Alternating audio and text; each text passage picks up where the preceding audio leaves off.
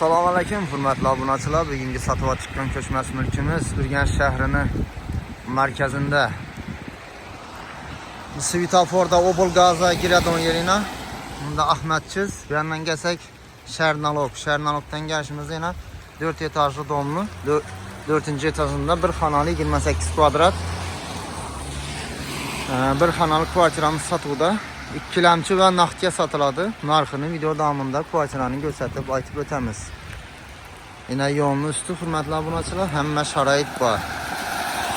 Asa getdik. Bir yandan gösterip ötemiz. Merhametli abunaçılar. Yine korkusumuzda əldi. Viski plaş şəkilləri, ədləri giyin, acayip mestat günçünə və yağmurlara yağıb yatıbdı. Şu 4 etajlı domumuzda bir xanalı kvartiramız satıldı. Bir ev görsədik, danışdıq çıxamız. Bismillahirrahmanirrahim. Podezimizin tazalıqına etibarət etsin. Hürmetli abunaçılar. Görüşleriniz mümkün. Podez taza, mazalı hissə gəlib tutub, akuratlı podezləri 4. etaja çıxamız. Hürmetli abunaçılar, yine kvartiramızdan getib gəldik. Evimiz hakkında məlumatları bölsək, 4 etajlı domlu 4. etajında bir xanalı 28 kvadrat kvartira satıldı.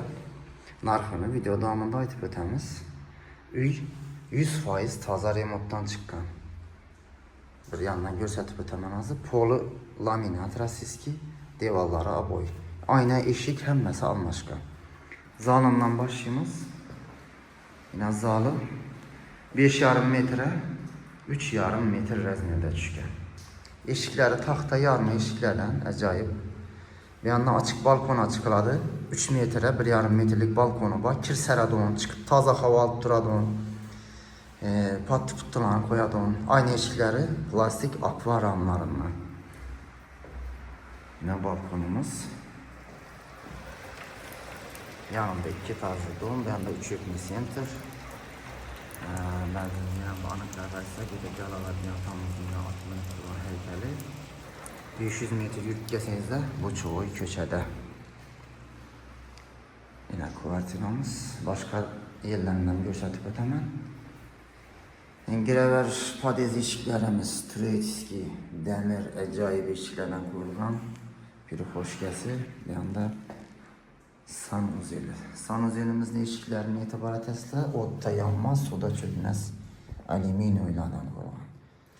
Fəsli polları kafel, devalları kafel, unitaz, vanna, isti soğuk suyla ülengen. İkisinden bu çok taze. İsti soğuk su, gaz, svetlik üniversitelerden bir de hiç kanday problema bu mıydı? Sebebi üryaşlı. Center yaxşı caylarından. Aşxanamız 3 metre, 3 metrelik rəzmiyyətə düşkən və də qaz plitəsi, moikəsi, qazı çorçikləri, məsələn, hava tartıb gedədən içişkələri, patologların görüşləyiz mümkün tutduğunu. Aynadan bir çıraylı vid, bağıra dilini açıradığım. Və də 3 yökümlü center, yanında bakça, məktəb, yollar, yine yoldan girip yine yolda durandım. Bir yoldan keyingisi ikinci. 50 metre girip gelesi ulu yolda. Ahmetçiz'in rop arası. Ünün narxı 225 milyon. 2 ləmci kreditam satıladı. Naq olsa üstünde bir kısım gelişip verilədi. Etibarlarınız üçün Ahmet bir like basıp podpiska olmasanız da podpiskaya basıp koysanız da acayip çıraylı cayladan çıkarıp duramız.